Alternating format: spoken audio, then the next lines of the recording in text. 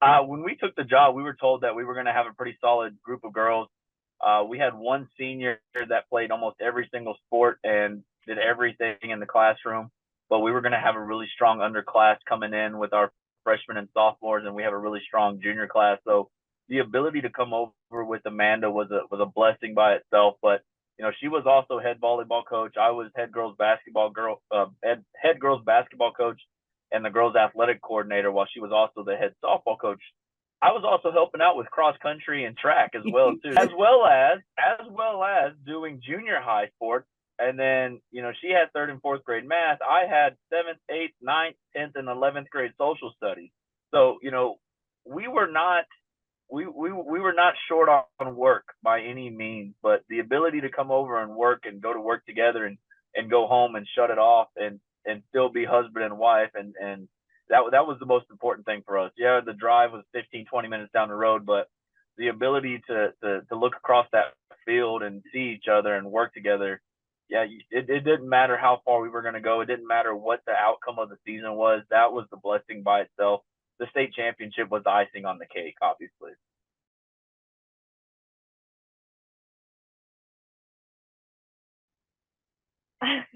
I mean, we knew we had something special early on. I mean, obviously, early on we struggled a little bit, but we were playing 3 and 4A teams that we were competing against. And I think at the beginning of the year, it was more so finding the right puzzle pieces, finding the kids to play certain positions. I mean, I think one of our big moves this year was putting Campbell at third base. Campbell, I don't think had ever really played third base. And at the beginning of the year, it was like Campbell, scoot up, be ready for the bunt. And by the end of it, it was, hey, scoot back a little bit, calm down. And I think really after the Blum game, Which one? The first one. Yeah. That was the first time that we had beat Blum, and I think it created a lot of energy for the community and for the girls. But Campbell struggled a little bit that second round when we played Blum and taking care of the bunt. And she showed up for practice the next day and was like, "Can we work on this?" And we took care of it. I was like, "It's already in the practice plan. Like we're gonna get that fixed." And she came out ready to go. And ever since then, she was gung ho, like, you better not butt on me. Like it's not gonna happen. And just has that grit. And we saw that kind of all the way around. The girls kind of switched that momentum too.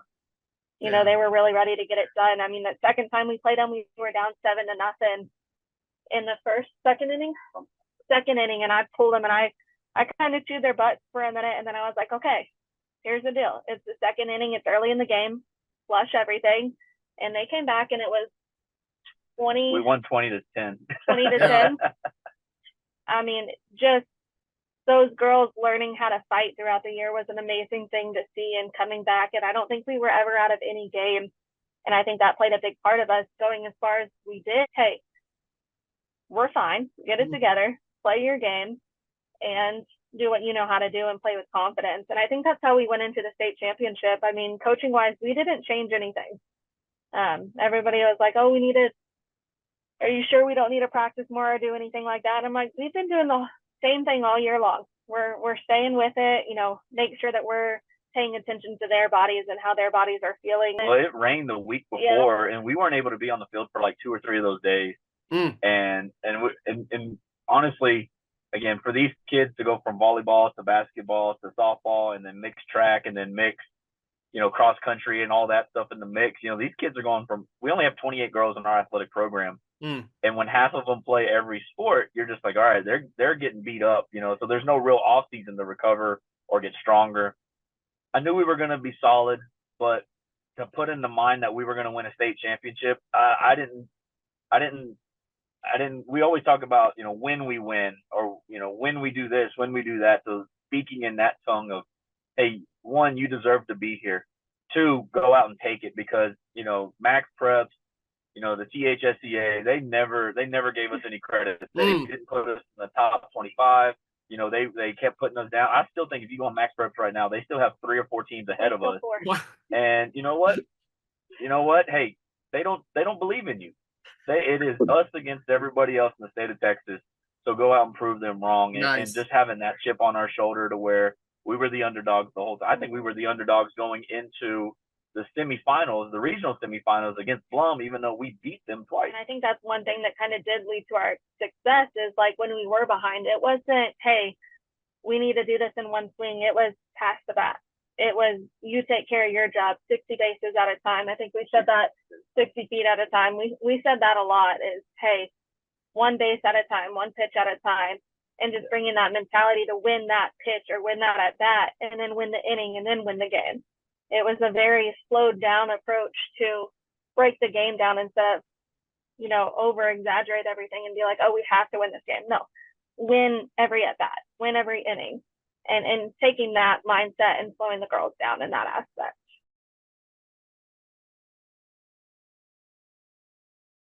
With him being at Hamilton, we had seen Jonesboro play. We knew what it was about. Me being at Evan, I was only helping with basketball and track, and they obviously didn't have softball. So when they kind of called me and asked if I would want to come do the softball over there, I was all in for it, especially knowing what kind of team that they had, just watching them play against Hamilton. And then getting the opportunity for Cody to come over and work with me was a really, really big deal. And knowing that we had a community and AD and superintendent that would support us in that and letting us work together was a really big deal, because that's something that we've always wanted to do, was coach together.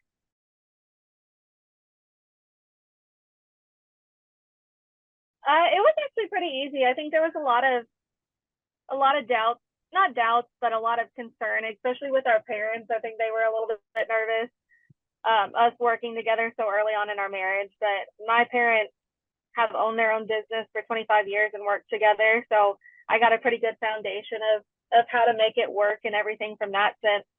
But if you haven't noticed from our personalities, we're completely opposite. I'm a little bit more quieter and think through things, and he's more fly by the seat of your pants, a lot of energy. So it really works well together because we get to feed off of each other. I kind of cater to one set of kids, he caters to the other side. And there was a lot of times, especially in the state tournament, that I was like, okay, I'll calm them down, but then you got to go. Like, I think before that last game, they were a little bit nervous, and I talked to them, and I was like, it didn't work, it's your turn. And he went out and did his thing. Before every game, he does a really good job. I think I got fired. I did get fired. Before every game, we always did it in college where you go out, you call out the lineup, you do 2 claps, and then you get to talk, and then the girls get to talk. And I think he went out one day because I was busy, and I got fired after that. he came out and really hyped them up and kind of went through it a different way, and it got the girls ready to go. And I think how we share that is, she's really passionate about how she talks and how she does things, but I'm very emotional on how I coach and how I do things. So again, that's where she talks about, that yin and yang, night and day difference, to where, yes, she's going to have a lot of sense of what we're trying to do. I'm going to put my emotions behind all of it. And if you go back and you watch that state championship game, you're going to see me like pace up and down the third base line. And I definitely get my steps in games, that's for sure. But just to be that conductor of getting those girls in the right mindset, and to get the fans involved and to get the crowd and the community going, at that state champion or that those state title games, that was how those girls fed off of it, was just getting them emotionally in the game, not just mentally in there, but to play with more emotion than they might be used to or what they've been accommodated to. So that's just who we are, the voice of reason and the voice of chaos. That's pretty much what we are. So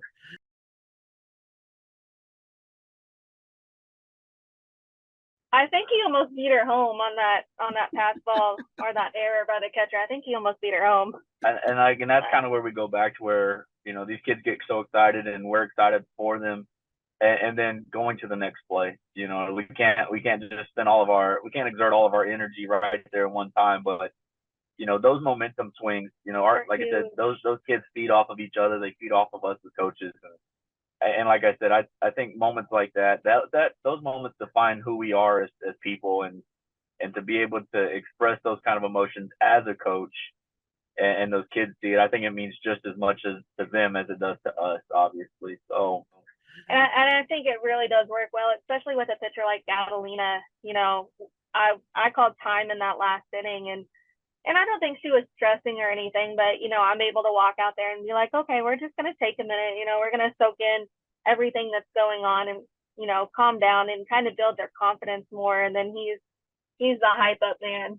Nice. So it really does work well, and different kids need different things. You know, Adelina is obviously one that's a little bit quieter and caters more to my side than, you know, the hoorah. She doesn't show a whole lot of emotions. And then you got, you know, Turner back there and Allie that they're very, very emotional. And even when I played, I was very somber. I, you know, just take care of business. And I know when he played, he was all over the place, I'm sure. One of the few things I knew how to do in college was talk trash. So, you know, how to talk and how to communicate and how to build your relationship. So again, that's just us being able to bring that to the table.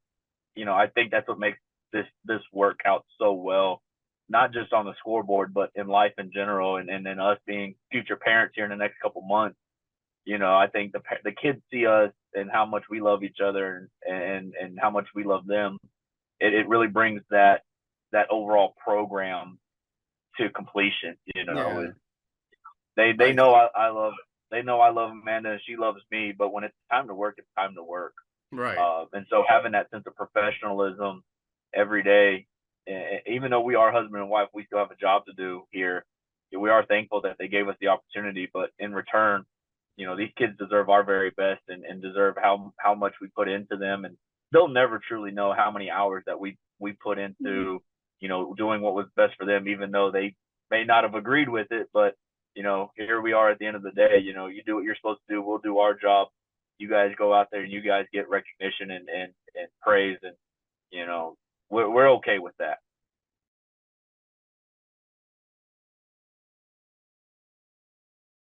It was huge, and I think it was huge for the community.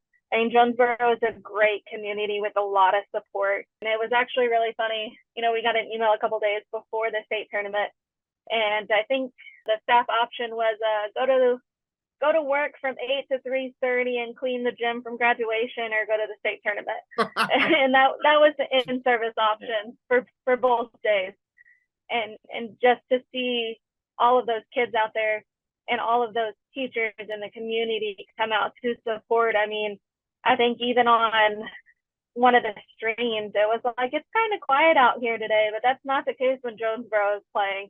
You know, their fans are coming and they're loud and rambunctious, and the kids really feed off that. I know you can see him in one of the videos getting the kids all excited and then getting the fans excited, and then that's the inning that we scored 2 more runs. You know, they really did feed off that at the Blum game, especially Dodge City, and in that final Natchez game. We were probably close to 300 people in the stands, 400 people on our side.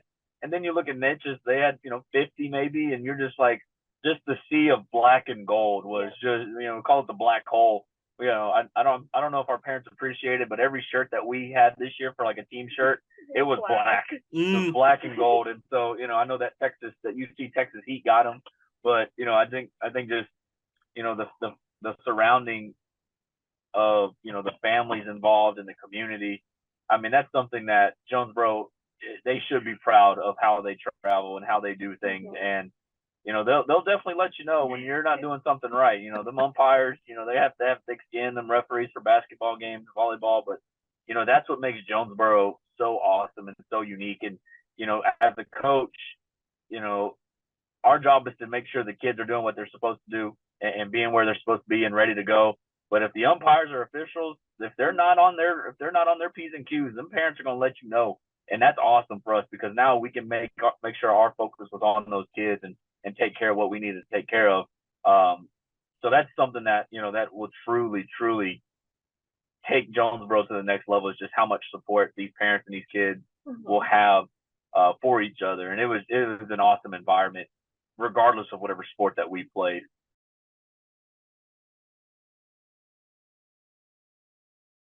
Oh, 100%. Absolutely. 100%.